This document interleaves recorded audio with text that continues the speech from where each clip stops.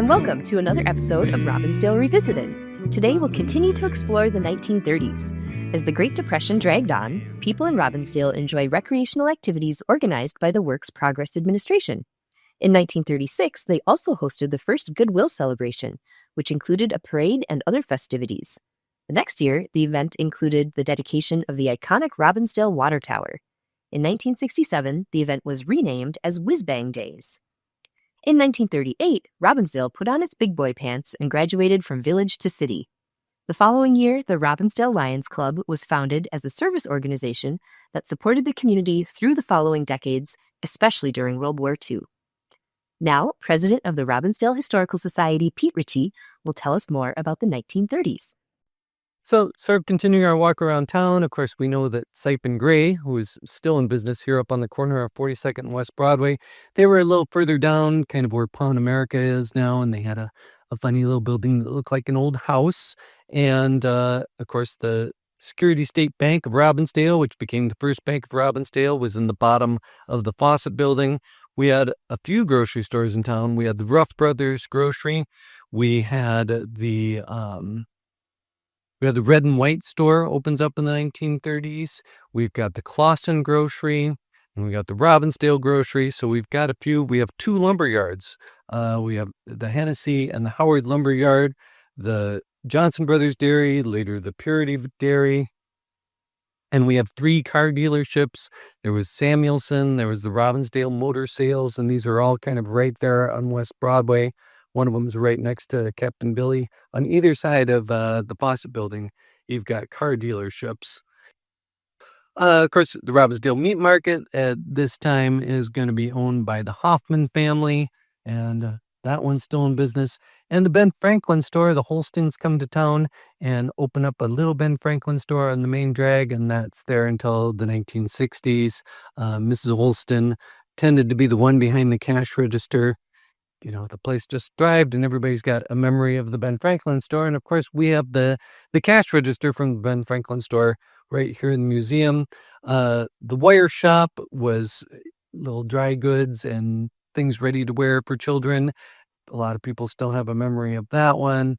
And then down there, as you left town and you're heading toward North Minneapolis, not far from where Hy-Vee is right now, we had a place called Bofferding's Point. And remember, we had a whole bunch of saloons at the turn of the century that were down there too, on the one dry piece of land that sat above Crystal Lake over on the west side.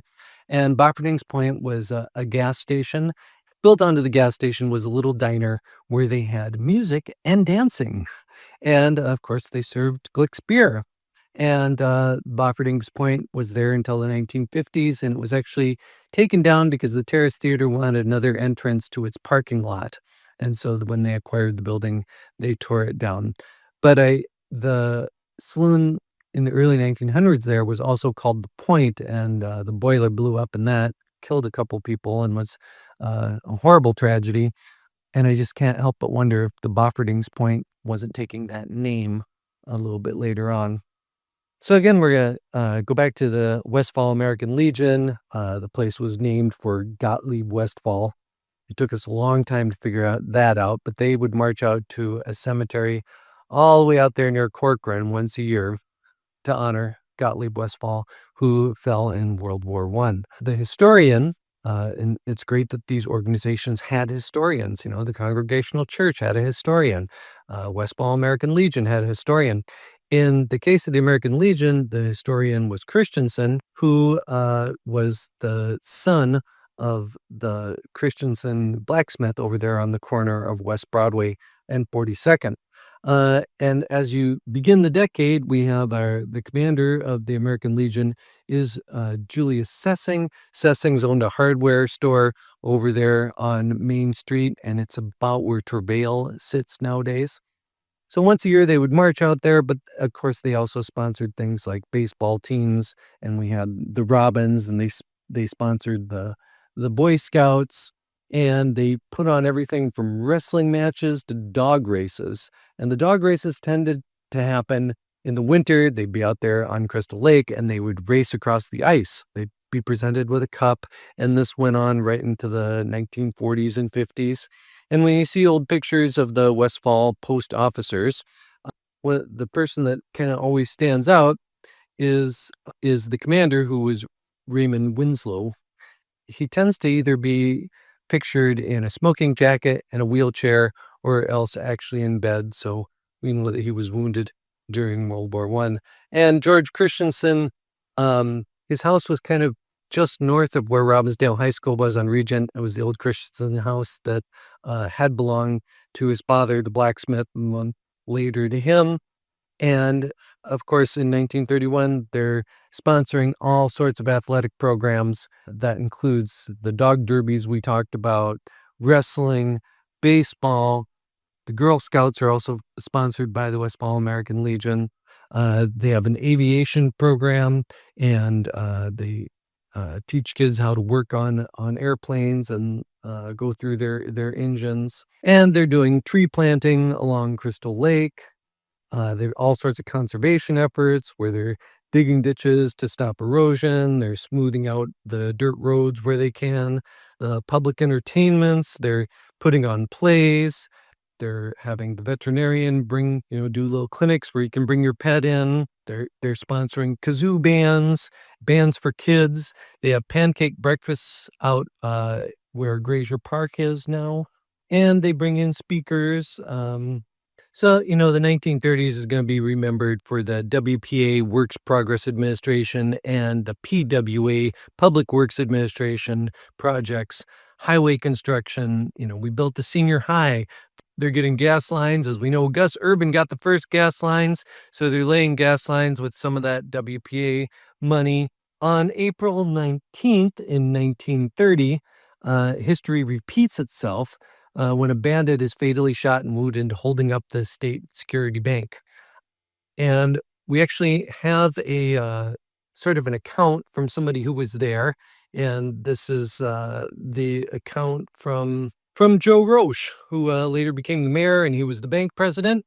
And here's his report. He says, shortly after closing, a man, the robber, knocked on the door to get in.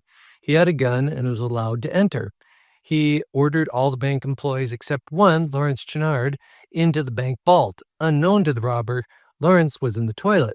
As Lawrence exited the toilet, he saw what was going on, and he became an instant hero. He snuck out of the bank through the back door to the village hall to report the bank robbery. John Bloberger, everyone called him John B. because his dad was also John Bloberger, was on duty and immediately left the hall to stop the robbery in progress. Just before John B. got to the bank, the robber came out with a laundry bag full of money. The robber began to walk north on the sidewalk away from John B. John told him to stop or he'd shoot. The robber failed to stop, and John B. shot him, killing him on the spot. The bullet that killed the robber was a .45 caliber slug that came to rest in his shirt pocket. Roche's son had that bullet as a memento for years and years after that. And we don't know what happened to the bullet. It's not in our museum now. But this thing made up all the papers. Chenard was a hero. Bloberger was a hero. After the robber was shot, Ray Harrington, who was a police fingerprint expert, couldn't find a match for the bandit's fingerprint in any local files, and they were sent off to Washington, D.C., but no identification was made. The contents of a suitcase that was recovered from the Milwaukee Station check room suggested the bandit may have been a college student, though his appearance was not typical of one. The robbery occurred during a busy evening, and Mrs. Bradley was leaving the motor sales office with a bag of Easter eggs and dropped them in all the commotion. Mrs. Samuelson and her young daughter were in a parked car in front of the shooting. Hans Hansen, a repairman, had just left the Walsh's Cafe, which later became the Wagner Cafe, and passed within feet of the bandit. Most of the merchants in town just thought the gunfire was an automobile that was backfiring. Mr. Keller, a jeweler, witnessed the shooting from his store across the street. He saw Bloberger retrieve one of the bandits' guns and hand it to Samuelson. Keller also observed Bloberger and a man named Haight carrying the recovered money bag back to the bank. The bandit was ultimately carried into the motor sales building where he succumbed to his injuries.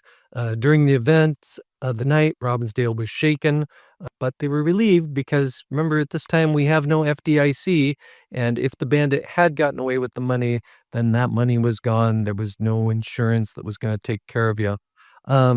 So Joseph William Roach, who was the bank president, gave his account to the police, and of course he was locked up in the safe too. And there you have, pretty much the 1920s were bookended by these bank robberies, and in both cases, the robber was shot and killed in the process of the robbery. And the other account we have of the bank robbery was from Lawrence Chenard. Remember, he was in the toilet when everybody else was ordered into the safe.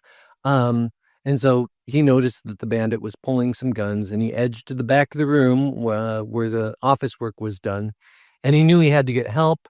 He tried to open a window to shout for assistance, but encountered Tom Haight, who had been in another room unaware of the robbery. So Chenard explained the situation to Haight, and the two are whispering back there, and they devise a plan. Haight locked the basement door while Chenard ran to the village hall to find some help, and Haight went down the street to locate Officer Bloberger. Haight found Bloberger at Holmes' garage next to the bank, and Bloberger joined Fred Holmes and Francis Fuller and to approach the bank. As the bandit exited, Haight identified him by his cap, shouting, "That's the guy."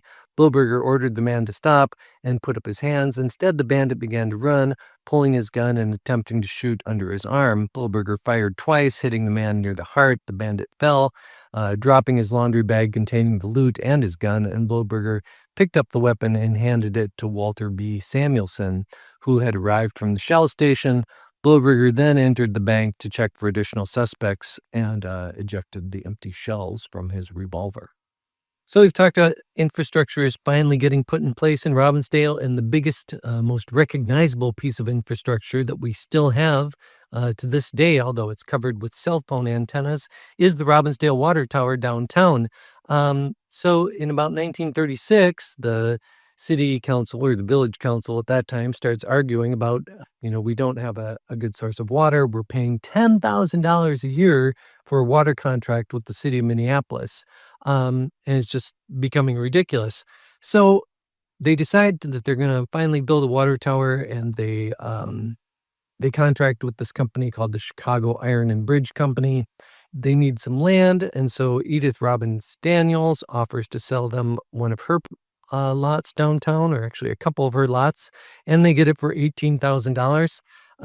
They dig a 500-foot deep well, and then they put the water tower up there at 41st Avenue North. 150,000 gallons is what it can hold, and it stands 160 feet high, so you can see it from just about anywhere. When you're coming in from the west, it tends to sort of dominate our little Robbinsdale skyline, and so it's still probably the tallest structure in the city, and we've added quite a few water towers since. We have the one that you can't see because it's obscured by parking ramps down there by North Memorial Hospital. We've got the brand new award-winning water tower over there by Grazier Park. So it's a huge piece of infrastructure. The city celebrates it with Goodwill Days. They put it on the cover of the Goodwill Days program. And in 1938, the mayor is still touting this water tower as we become a city. It's just been an object of civic pride ever since. It's been painted different colors. It's been green. It's been gray. It's been blue. And there's a faded robin painted on it right now as it starts to rust again. Whether or not it will ever be painted again, we don't know. But the city has said they're going to keep it, maybe use it for water pressure for the existing water system, and also just as a landmark. And my guess is they're still getting some money from the cell phone towers on it. So the Robbinsdale Water Tower, our iconic water tower, the Osseo Tower, the Osseo Water Tower got a historic designation on the National Register of Historic Places. Ours is at least as attractive as that one. It's not quite as cute because it's so much bigger, but it's got that little tin hat on it. And maybe there's some way that we could save this thing for posterity, so future generations. There's always people talking about who climbed up the water tower. Our old volunteer here, Raleigh Haywood, used to talk about a man named Sam Chase, who was a flyer, and his family owned the Chase Hamburger Inn. And now he had climbed to the top of the water tower, and he'd been up there on that little tin hat and decided he could just walk along the edge of it and walk back and forth up it. And he slipped and fell, and Raleigh was sure he was going to slide down to his death, but he managed to hang on and climb back up and walk again. There's always a story of somebody climbing the water tower. In the 1970s, a man got kicked out of Adolph's for being rowdy and ornery, and he climbed up the water tower and he demanded that the police bring him a 6-pack of beer or he was going to jump off. And he stayed up there for about 2 days and just kind of had a standoff with police and refused to come down. And all he wanted was more beer and to be left alone and wanted the police to quit hassling him. He eventually did climb down, and I'm told that, after spending some time sorting out his mental health, that he led a normal life after that. But all of us still remember the man that wouldn't come down from the water tower, and he had a big American flag that he waved around while he was up there. And it's just the stuff of legend. Who climbed up the water tower and what were they doing up there? We have a few photos from the top of the water tower in the 1950s. It's always been a great view, and for years I thought they were aerial photos, but they're really just taken from the top of that water tower.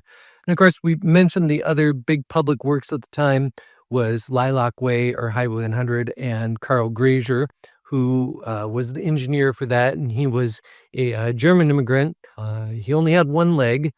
The stories that are told about him, well, for one thing, Grazer Park is named after him because it was really close to his house. And why wouldn't you name the park after yourself if you'd put all this work in and you were supervising these giant crews of 4,000 and 5,000 men that were grading and building Lilac Way? You were supervising the landscaping of those Lilac Way parks. He was a bachelor his whole life. And at one point, he was spotted underneath one of the brand new bridges on Highway 100. And there was a woman much younger than him in the car. And when asked what they were doing, he had a very thick German accent. And he just explained that they were eating chocolates. And that was all we know about that story. But I just like it. I imagine, all those work crews, all the rumors that were going around. What was old Carl doing in that car? But he was eating chocolates. Was it just a couple of years ago? His house went up for sale, and it was a nice 1920s bungalow with lots of woodwork, and it sold right away. But I can't help but I was doing a little house shopping in my mind, and wouldn't that have been great to been able to live in Carl Grazer's house? Another person worth mentioning in the 1930s was Otto Boydin, and his name is still up above what was the Nana Rosa's restaurant. You can see it carved there, and he ran a barber shop right there on the main street with another guy named Frank Dillenberg. That Bodine building has been so many things over the years. It eventually became our municipal bar because Robbinsdale, after World War II, decided that we were just going to do municipal liquor, and anybody who was serving hard liquor was going to lose that part of their license, and they could continue to have 3-2 taverns, although they were really limiting how many of those were going to be, and any liquor was going to be sold at the Muni Bar, which was there on West Broadway in Boydin's building for at least 40 years. So sort of, going back through Helen Blodgett's book, Robbinsdale Then and Now, the things that she highlights from the 1930s, there's lots of new canopies and large electric signs are going up along Main Street. Mueller's Drug gets one. Of course, the Robin Theater gets a new marquee, and new restrooms for men and women are added to the movie theater. A new ticket office is listed as another improvement. A bowling alley opens up on December 1939, on the 2nd, 9th, and 16th. The Robin Theater presents this cooking school, and it's held by some prestigious cook named Miss Anne Louise Olson of the Spry Research Kitchens. And among the prizes listed are 3 jars of cold cream provided by Mueller's Pharmacy, a whole ton of black onyx coal from Howard Lumber, and this onyx coal was delivered in this very strange-looking truck we have pictures of, and the entire truck is black. It's shaped like a bullet. It has that 1930s Airstream look to it, and it's the Onyx coal truck. So maybe that shows up at your house when you win this prize. There's a chute that's going to load it down into your cellar because not everybody's got gas lines. There's still a lot of coal heat in Robbinsdale and coal fuel. And then you could also win a 6 months pass to the Robin Theater, 3 pairs of ladies' hose, silk, I guess. And you could get, and that was coming from the Elmquist Shoe Store, which was right there on Main Street and stayed there until at least the 1960s.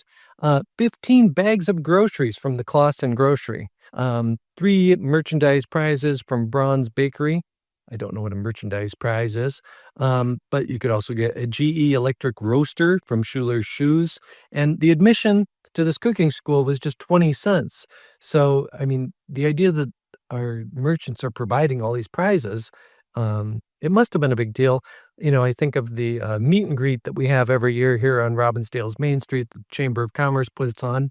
And, when you think about it, our hardware store sometimes provides tools that you could win. Of course, the Historical Society, we always provide a book or two that people can win, but they've given away flat screen televisions.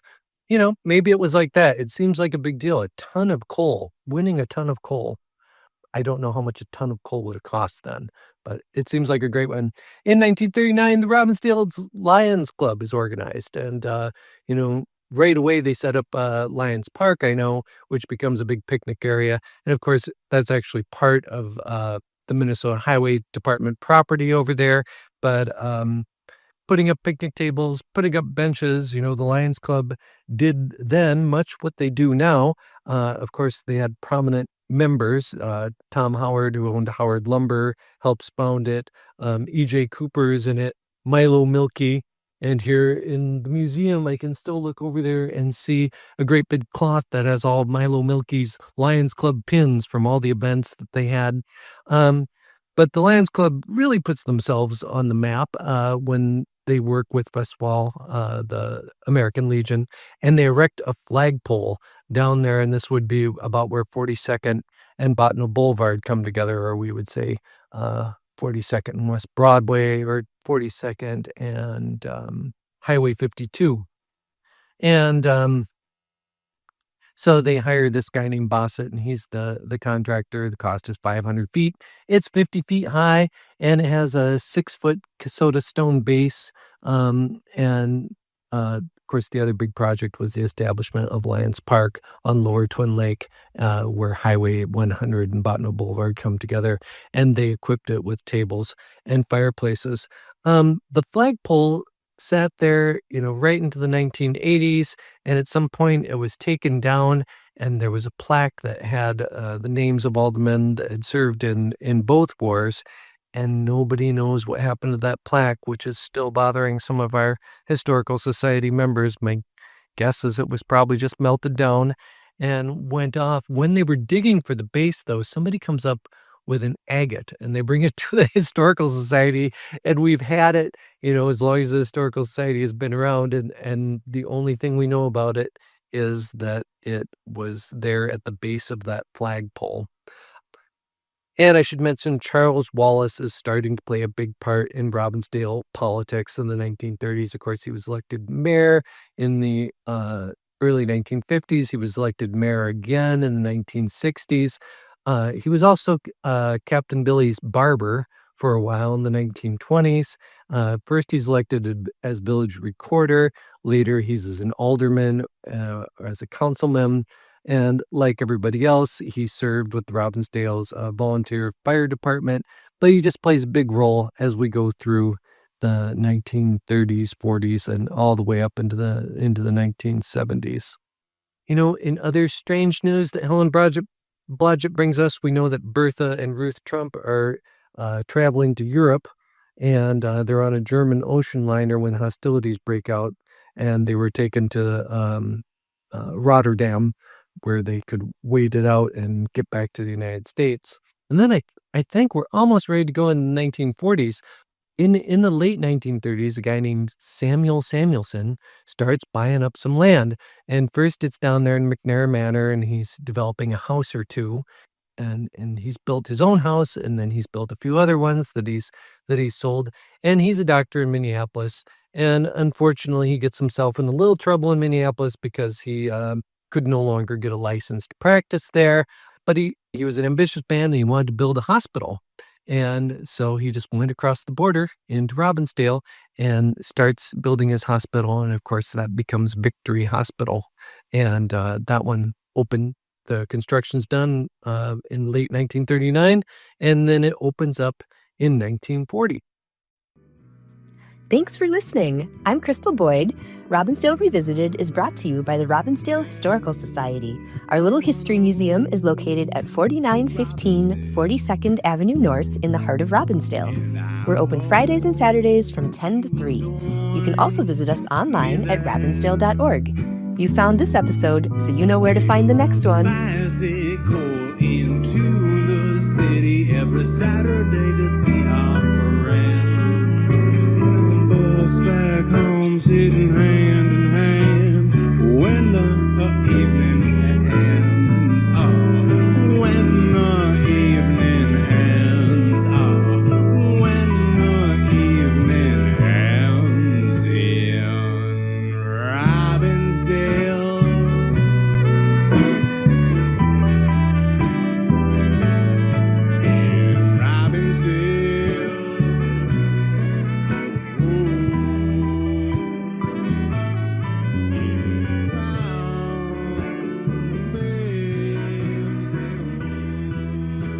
Our theme music is provided by Gabe Barnett and Them Rounders.